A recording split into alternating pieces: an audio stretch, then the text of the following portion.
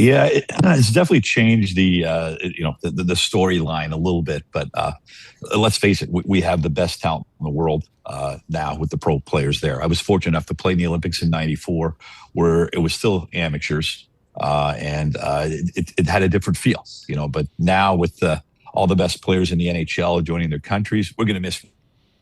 I would love to have seen Russia in the tournament because that would change the competition quite a bit. It would. There's no question about it. I mean, just to see Ovechkin there with the final victory. Let me get one more. Paul's got like 8 questions. 2, in the Netflix movie, and I lived this, folks, with thugs from Edina, Minnesota. Al, the tension is East Coast college hockey and Western, Midwest, Minnesota, North Dakota college hockey. Are they still different today? They're a lot different than what it was back then. I remember we played the Gophers in the NCAA finals, and there was nobody outside of the state of Minnesota that played for the Gophers. Now you have international players playing on all these different teams. Boston College only had Massachusetts-born players for a long time.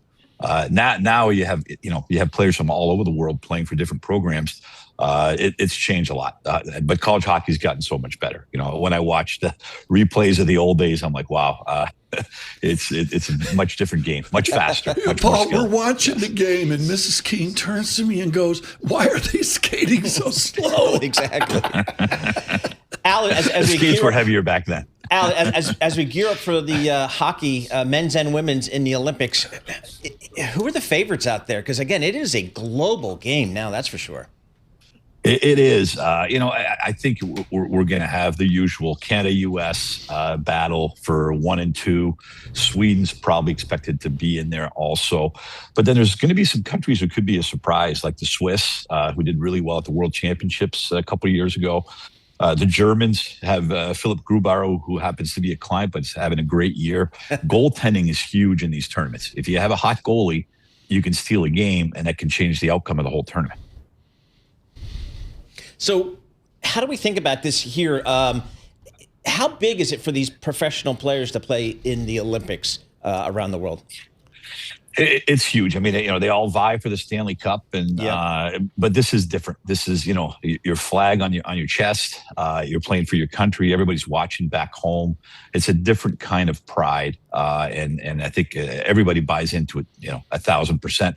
I was actually laughing because last night there was a couple fights in the Tampa Bay, Florida game, and they're all guys going to the Olympics. You got Brandon Hagel fighting Matthew Tkachuk, and they fought at the last World Cup, and here we go. It's intense. But we're not going to see that kind of hockey here. I mean, help audience not up to speed on this. The rules are different in Italy than they are at the Bell Center in Montreal. Correct. They're playing under double IHF rules where fighting is not allowed. You get kicked out of the game. NHL rules, you just get a 5-minute major, right? So the players will have to adjust a little bit. The other big adjustment is the ice surface. I don't think this was done on purpose. I'm not blaming anybody, but I think the Italians made the ice surface 3 feet shorter. Yeah, I heard it should be. Yeah. So it's going to be like the old Boston Gardens. There's going to be no corners, but that's really going to be to the advantage of the North American NHL players because they play a more physical game. And then the guys who play in Europe, they play on Olympic ice surface, which is much larger. It makes a big difference in your game. Yeah. RSG is the operation available. They're thrilled that he could join us today. Legendary goalie for Harvard. This is after Mark Carney, who's got a job up in Canada right now. Elrod led Harvard to the national championship for Billy Cleary in 1989. I want to get a window right now, Al, and this is Bloomberg Business of Sports is where we're heading here. You represent Jared Davidson, who's earning his keep for my Montreal Canadiens. I've seen him play live twice this year.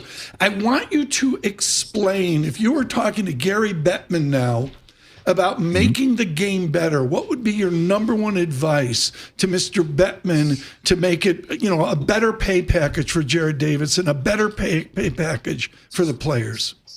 Well, the pay package is going pretty well right now. I think we're expecting an increase of about 8 to 9% year over year for the next 3+ years for the salary cap.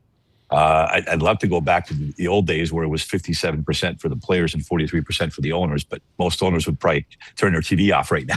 So it's I think the sport's healthy. You know, it's going in the right direction. I think we have a good system that works for both sides. The players have job security. You saw we have a new CBA that kind of went off without a hitch. Right. You know, there was nobody was threatening to have a work stoppage. So I do think, you know, franchise valuations are shooting through the roof. So I do think that the sport itself is in good shape right now.